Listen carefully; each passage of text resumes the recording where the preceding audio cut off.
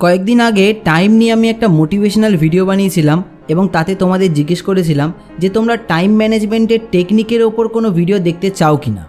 বলেছিলাম যে 100-র বেশি কমেন্ট যদি সেই ভিডিওটাতে আসে তাহলে আমি টাইম ম্যানেজমেন্ট টেকনিক নিয়ে ভিডিও বানাবো।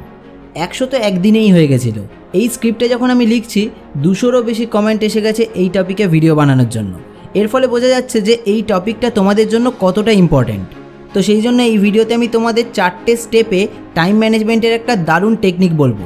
এই টেকনিকটা ফলো করে আমি নিজে আগের থেকে অনেক বেশি কাজ সেম টাইমের মধ্যে করতে পারি, আর সারাদিনের শেষে মনেও হয় না যে কিছু কাজ বাকি রয়ে গেল। তো আমি নিজে এই টেকনিক থেকে ফল পেয়েছি, সেই জন্য আমি আমার এক্সপিরিয়েন্স থেকে তোমাদের সাথেও এই টেকনিকটা শেয়ার করব।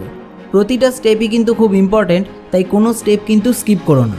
তো চলো একদম সময় নষ্ট না করে ডাইরেক্ট সেই দারুণ টেকনিকটা দেখে নেওয়া যাক। স্টেপ নাম্বার 1, ঠিকঠাকভাবে টাইম ম্যানেজমেন্ট করতে হলে সবার প্রথম আমাদের একটা লিস্ট বানাতে হবে। কিসের লিস্ট? একটা দিনে আমরা সকাল থেকে রাত অবধি কতক্ষণ কতটা টাইম কিসের জন্য দিচ্ছি তার লিস্ট। আর এটা একদিনের লিস্ট বানালে হবে না, সপ্তাহে 7 দিনের কোন দিনে আমাদের কী কী রুটিন থাকছে তার একটা টোটাল লিস্ট বানাতে হবে। কারণ সোম থেকে রবি প্রতিদিন কিন্তু আমাদের পড়াশোনা বা কাজের আলাদা আলাদা রুটিন থাকে, তাই জন্য একদিনের বানালে হবে না, 7 দিনেরই বানাতে হবে। তবে কেউ যদি লুকিয়ে চুরিয়ে নিজের স্পেশাল মানুষের সঙ্গে দেখা করতে যাও সেটাকে লিস্টে না রাখলেও হবে, নাহলে সেই লিস্টটা যদি ভুল করে একবার বাড়ির লোকের হাতে পড়ে যায় তাহলে তো গল্প শেষ। যাক, মজা বাদ দিয়ে আবার ভিডিওর আসল পয়েন্টে আসি। এই লিস্টটা বানানোর জন্য তোমাকে 7 দিন নিজেকে অবজার্ভ করতে হবে। প্রতিদিনের শেষে একটু সময় নিয়ে তুমি সকালে ঘুম থেকে ওঠা থেকে শুরু করে রাতে শুতে যাওয়া অবধি সারাদিনে কতটা টাইম কিসের পেছনে দিয়েছো সব কিছু লিখবে। 7 দিনের লিস্ট তৈরি হয়ে গেলে আর লিখতে হবে না, কারণ ন্যাচারালি এই 7 দিনই আবার রিপিট হবে। এবার কিন্তু তোমার হাতে একটা দারুণ জিনিস চলে এসছে। তুমি কোন দিন কী কী করো এটা যেমন ওই লিস্টে দেখতে পাচ্ছ, তার সঙ্গে সঙ্গে কোথায় কোথায় তোমার টাইম ওয়েস্ট হচ্ছে সেটাও কিন্তু তুমি দেখতে পাচ্ছ। এবং এরপরেই আসবে স্টেপ নাম্বার 2। লিস্ট বানানোর পর তুমি সেই সমস্ত কাজগুলোকে ফিল্টার করে একটা অন্য কাগজে লেখো যেগুলো দেখে তোমার মনে হচ্ছে যে এই জায়গায় যতটা টাইম দেওয়া দরকার তার থেকে বেশি দিয়ে ফেলছি। ন্যাচারালি কোন জায়গায় হিউজ একটা টাইম চলে যাচ্ছে দেখতে পাবে, তার একটা এক্সাম্পল আমি বলে দিচ্ছি। পরে যখন লিস্ট বানাবে তখন মিলিয়ে নিও। রাতে খাওয়া দাওয়ার পরে আর ঘুমিয়ে পড়ার আগে এই মাঝের যে সময়টা, এই সময় একটা হিউজ টাইম আমরা কিন্তু মোবাইল ঘাঁটার পেছনে দিয়ে দিই। এটা বেশিরভাগ মানুষের ক্ষেত্রে রাতেই হয়, কারো ক্ষেত্রে দুপুরেও হতে পারে। তবে যার ক্ষেত্রে যে সময়ই হোক না কেন, এই সময় আমাদের মাইন্ড এতটাই অটো পাইলট মোডে থাকে যে আমাদের মোবাইল স্ক্রোল করার সময় টাইমের কোনো জ্ঞানই থাকে না। 2-3 ঘন্টা নিমেষের মধ্যে বেরিয়ে যায়। ঠিক বলেছি কি ভুল বলেছি কমেন্ট করে জানিও। তো আমাদের জীবন থেকে টাইমকে চুরি করে নিচ্ছে এরকম আওয়ার্সগুলোকে খুঁজে বের করো।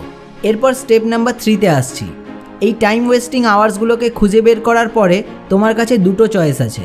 নাম্বার 1 হলো সেই টাইমটা যদি তোমার একান্ত রেস্টের টাইম হয়, মানে ধরো রাতে 11টায় ফোনটা হাতে নিলে আর কখন যে 2টো বেজে গেল খেয়াল থাকলো না, তার মানে তোমার রেস্টের টাইমের থেকে 3 ঘন্টা এখানে মোবাইলের পেছনে চলে গেল।